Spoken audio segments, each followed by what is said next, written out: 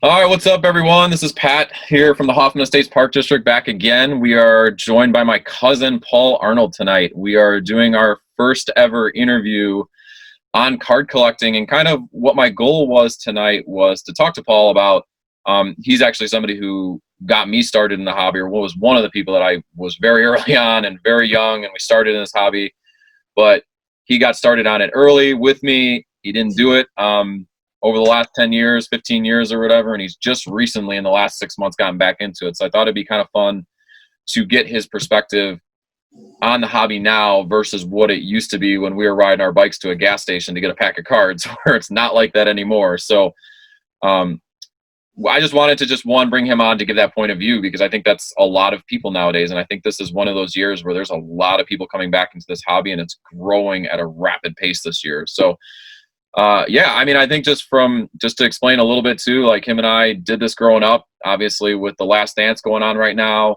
Michael Jordan was our focus at the time. It was the mid 90s. And so we'll kind of go from there. Paul, let you kind of introduce yourself and we'll kind of start it off. So.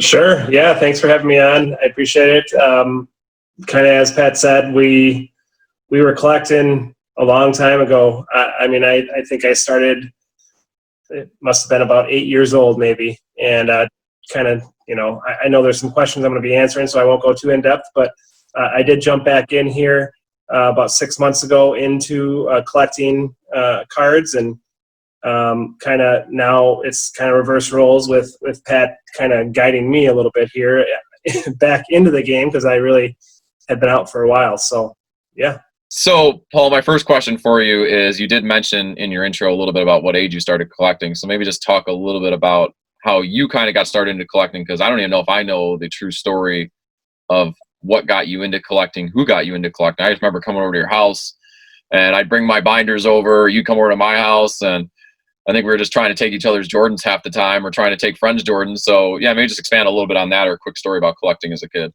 Sure.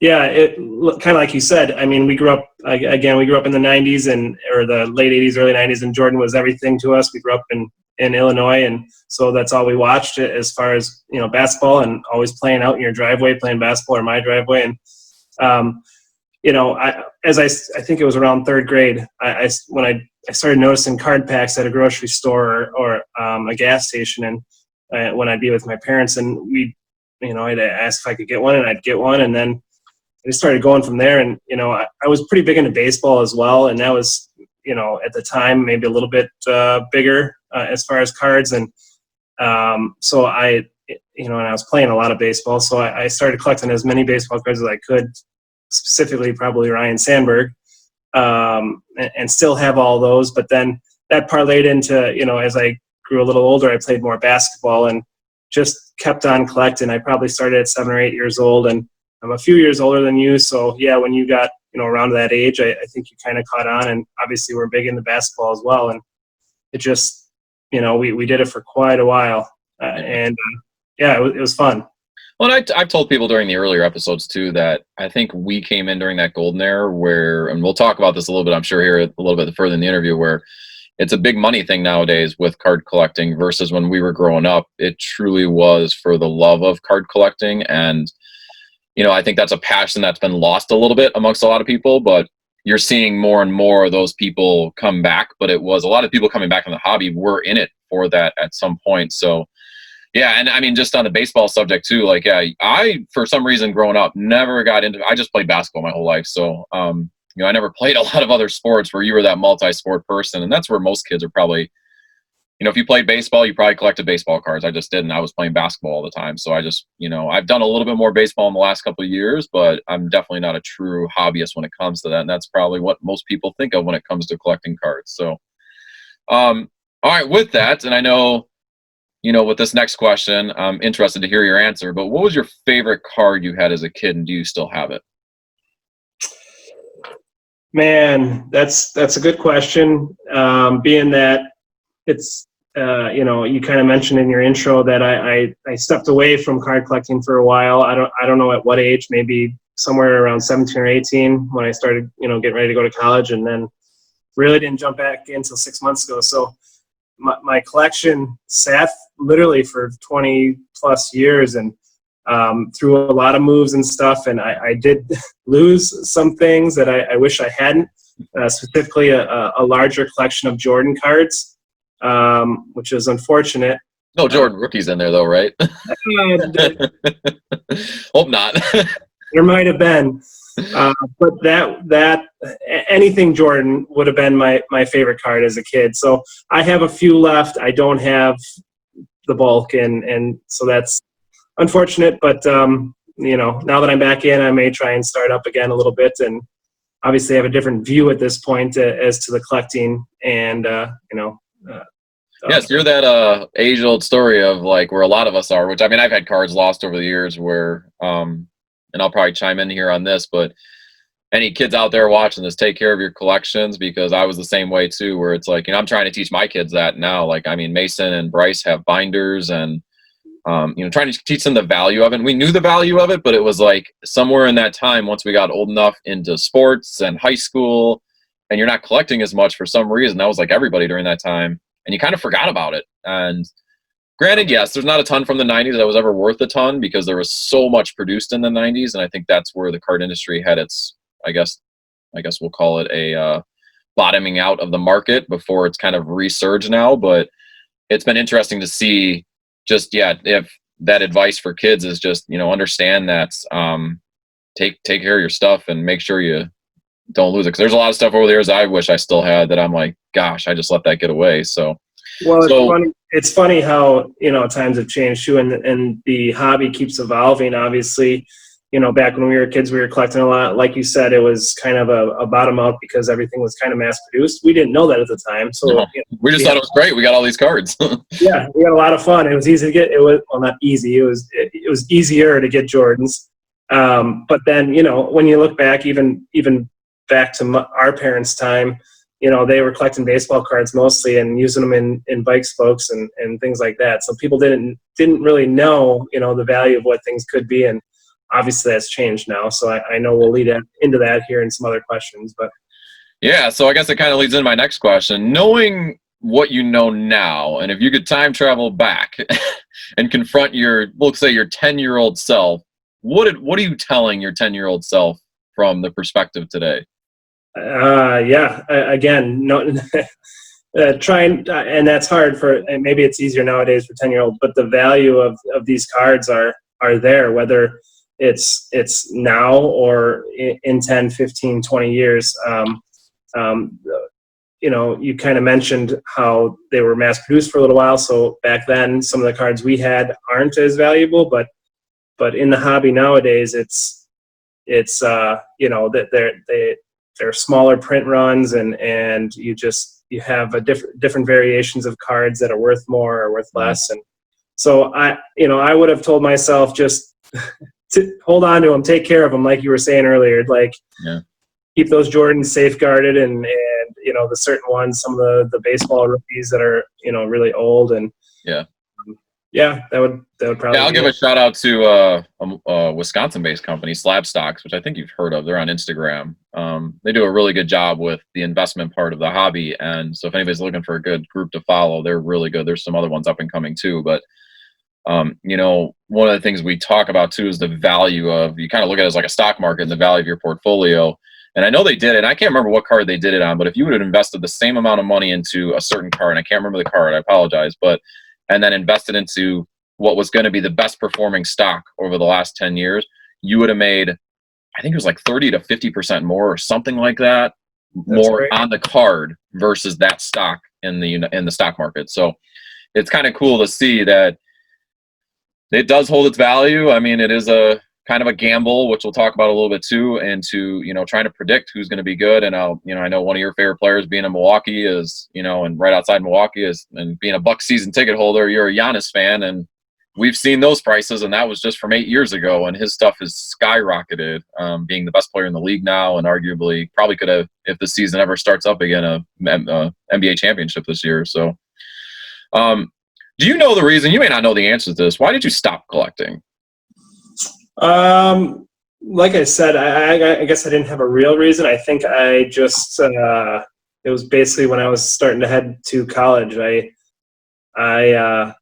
I don't know. I got into college and I got into sports and just time. And, I left, obviously I didn't bring them with me. I left them at my parents' house. So it wasn't like they're in front of me all the time. It just kind of faded out. And then I don't know why I never kept, going back in on it, but is this our midlife crisis per se? Like we go through all the years, we go through high school, college, we play sports, we're getting married, we're starting to have families, and all of a sudden we're like, man, we need something else to do or to let's go back to card collecting. And I think that was one of your questions is, getting back into it, why? And I tell you the truth, we'll just jump right into that one. Just tell me, why did you come back into it? And what was the draw to come back?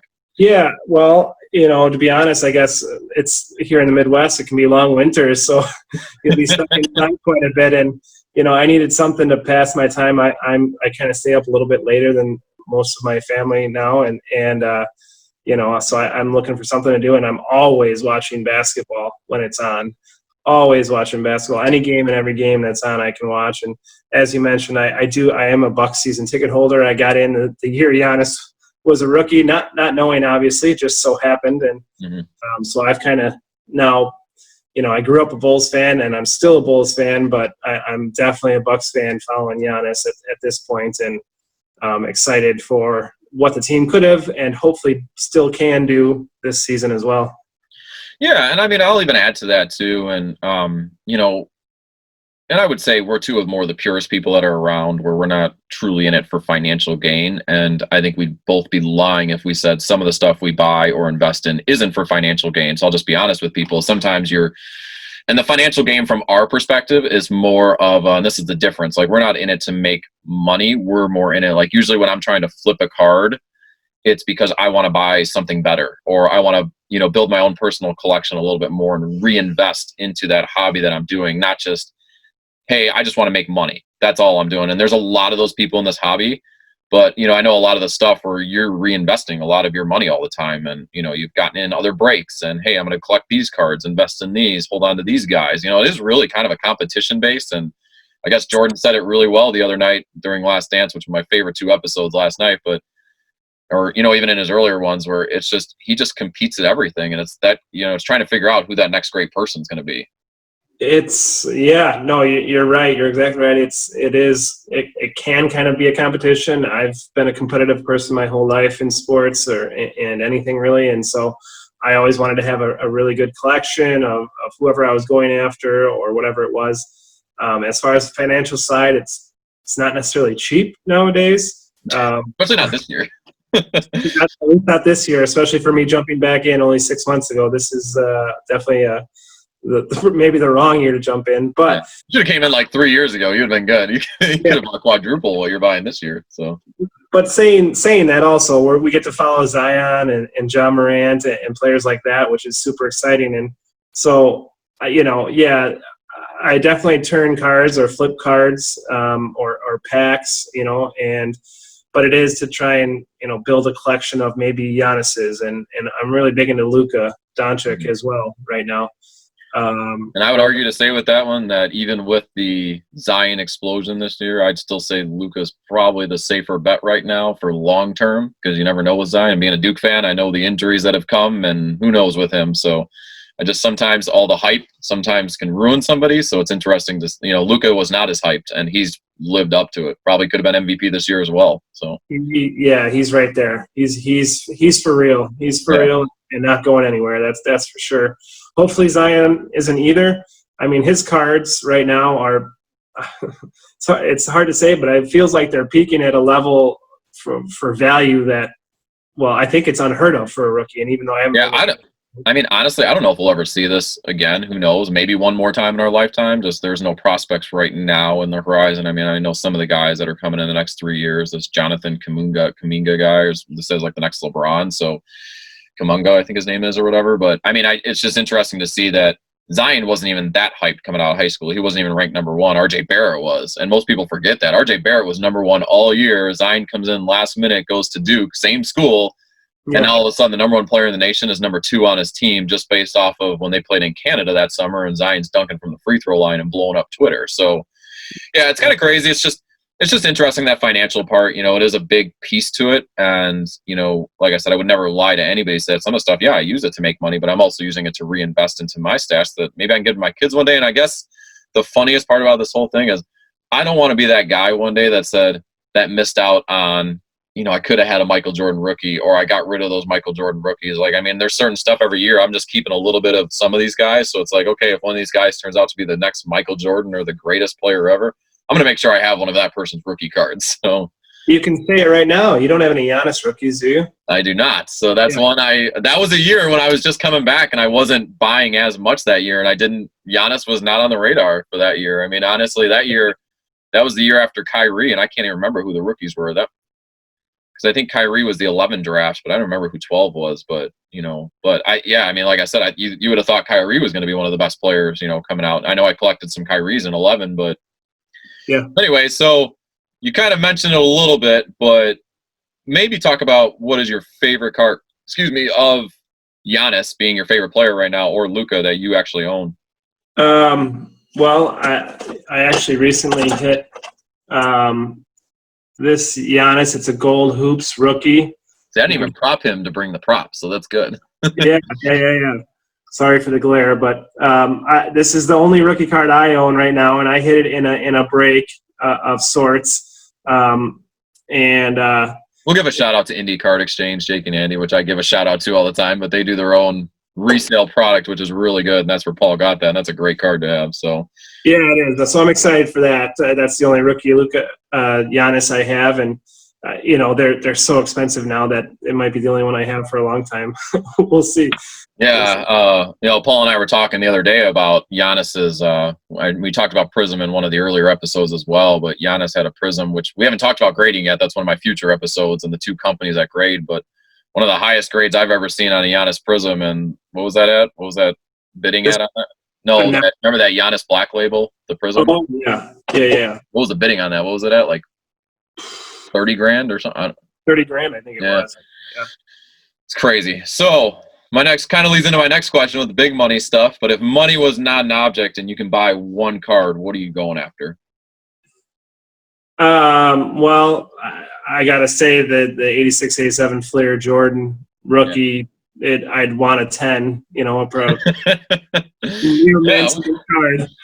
So I was hoping one day to convince my wife to let me buy a PSA 10 of that, a 7 of that, just a 7. And those have skyrocketed by triple the amount in the last couple of years. I remember looking at them a couple of years ago and they were like, 1,500, it's like, hey, just to say I have a Jordan rookie, that's a dream card. Right. That's a 7, but now they're $3,000, $4,000. I'm like, that's a little above my price range right now. So no, exactly. That would be it. I mean, otherwise, growing up, I always wanted a Babe Ruth card, and I never. Obviously, those are hard to come by, but I always wanted one and never did it. So. And that's funny you say that, because I feel like we grew up in that Sandlot era, and it's like Babe Ruth was iconic. Like that was, one of those things where it's like you grew up watching Sandlot, and it's like, yeah, everybody dreamed of having a Babe Ruth autograph. Like that was it. Those are astronomical nowadays too. So any of your younger viewers definitely try and collect on Trout. He is the next Babe Ruth. His stuff is done really well as well. So I'm hoping that I got some of his stuff too. So like I said, I don't collect much baseball, but there's a couple guys I hold on to, and he's one of them. Whenever I just buy a little bit of baseball, I hold on to whatever his stuff is. So yeah, absolutely. So my second to last question for you is, if you give one piece of advice to a new collector, what are you telling them? I would tell them, well, we kind of mentioned earlier, take care of, what you have or what you're planning to keep. Well, really all of it, because it holds value, or it is valuable. But along with that, I would also say you really need to decide, what are you collecting versus maybe what are you going to sell to reinvest or sell to just, turn some profit. Because it's really important. It's very easy to get addicted to buying boxes or packs or whatever it is and wanting to open them right away, as opposed to, then you have all these cards and, you kind of get overloaded. And if you are trying to sell some, you just need to stay on top of it and I guess kind of follow the trends of who's who's hot at what times and when, and keep that in mind when you're selling, and just, again, just look at it kind of like a business, and collect the certain players you want to, and sell off the other ones. Yeah, and I mean, I'll echo what you say. I think one of the things that people get lost in is it can be overwhelming coming to this hobby, because most people are like, oh, there's only one rookie card. Well, no, if you're coming new into this hobby, there's, Zion this year, he's going to have possibly 100 rookie cards by the time it's all said and done, with variations and everything else. But don't be overwhelmed. Don't try to collect everybody, like you said, like where you mentioned your two players that you kind of go after are Giannis and Luka. Find a focus, find your passion. As everybody knows, I try to collect the Duke basketball players. Sometimes, I try to go after different guys. Now, it's horrible in a year when the one is probably one of the most popular players of our time already in terms of what it's come across. So it's very hard to collect that person, with being Zion, but find a focus. And we talked about that in one of the earlier episodes as well. Like, don't try to collect everything, because you'll either go broke or lose interest or get frustrated. So correct. Be your passion. If you're from Oregon and you're collecting Damian Lillard and CJ McCollum, go after those two. Go after what you like and what you're interested in, because once you start chasing the other stuff, you can get lost down a rabbit hole in terms of the overwhelming feeling of like, hey, I got to collect this person. There's this card. I mean, you and I were talked about the other day about all the different Prism, Optic, and Select. Which Zion's the best card, which Ja Morant's the best card, and which one are you trying to get? Well, I'm going to just try to get them all because I want a piece of each one. It's so unrealistic now, and it's hard and most of us are mid-level collectors. We're not spending hundreds of thousands of dollars on this. That's not what we can do. That's not what we can afford. Most people are like lucky if they spend maybe, $500 a year, but what are you going to put your $500 into? And it doesn't matter, but just find what you want to put it into. Yeah, no, you're exactly right. It doesn't matter. Just focus on, what you really do want to collect. I mean, obviously Giannis is, a lot of people's favorites right now and around the world, because he is international. But it could just be, to tell you the truth, I really kind of like Kobe White's game, and Andy's a Bull, and I'm still a Bulls fan. So I'm kind of piecing or personal collecting Kobe's as well. Yeah, he's one of those ones. And so I'm going to wrap it up with this, just because you being in the Milwaukee area, and I'm not even sure of all the different card shops in Milwaukee, but have you been to any in the area yet, or, since you've been up there, or any good ones? There's quite a few. I've really, the timing is bad with everything that's going on right now. I only jumped in 6 months ago. I really only visited one or two of them prior to everything being shut down. But Jeff's Sports Cards in Brookfield is, the owners are very nice. They've helped me, and I've been in there a few times just to stop and look. And they do more than just cards too. They do memorabilia and all that. It's really cool. It's a really cool shop to go see if you're in the Milwaukee area. Sweet. I'll have to remember that next time I come up there. But yeah, just thanks for everything tonight. Just want to kind of get your perspective on this, and thought it'd be interesting. So yeah, be sure to ask any questions in our feed once I post this. We want everybody to ask us questions. Paul's a great resource for anybody out there as well, from somebody newer in the hobby, but also somebody who has, within 6 months, you talking to him, you'd think that he's been in it for the last 10 years and understands it. So you've dove in head first over the last 6 months, and it's been pretty impressive to see. You're building your collection again. So it's been fun to, I think it's kind of rekindled our relationship even a little bit, like where we talk more than we've ever have, just because we have that connection again on, hey, this is going on or that's going on. Like, you're beating me to stuff that I miss out on sometimes. Just, you'll tell me about a product that just came out in stores, which happened with Mosaic. And I was like, oh, I didn't even know that's coming out this week. So, it's been really cool to see that transition. And I know, with our kids, hopefully it kind of carries on as something that, we want for all the parents out there. And that's kind of why I did this whole thing, is to get parents something that you can do with your kids and teach them about investing and, taking care of something. Let me just add to that real quick. I did dive head first in, and you were definitely kind of helping, or, kickstarted my interest again. But I have a couple other friends, one that's been doing it, the last 25 years as well. And another one that's been doing it for 10 plus years. And so I talk to a lot of people, that have been in the hobby, and, obviously I have some knowledge from a long time ago, but things have changed. So it's always good to just kind of do like we're doing here and talk to your friends, your family, whoever might be in the hobby, and go visit the card shops and talk to those guys. They're always willing to talk to you about things and give you advice. And so it never hurts to learn a little bit more. And well, actually, just what you're doing here, doing a video to spread the word and help people learn about it is a great thing. So yeah, I got to thank you and another friend of mine that has really kind of helped give me some guidance here getting back into the hobby. But yeah, it's been fun. Yeah, sweet, man. No, it's definitely been fun, and hopefully we can continue it, and hopefully it'll be more fun for years to come. With hopefully if we get sports back here, and like I said, once again, we just want to thank everybody for coming out, being here. I will be ripping some packs with Mason in a few minutes with you guys, so I'll put that up right after this. And just thanks, Paul, for coming out today. So yeah, thanks for having me, Pat. It was fun, and yeah, we'll talk to you soon. All right.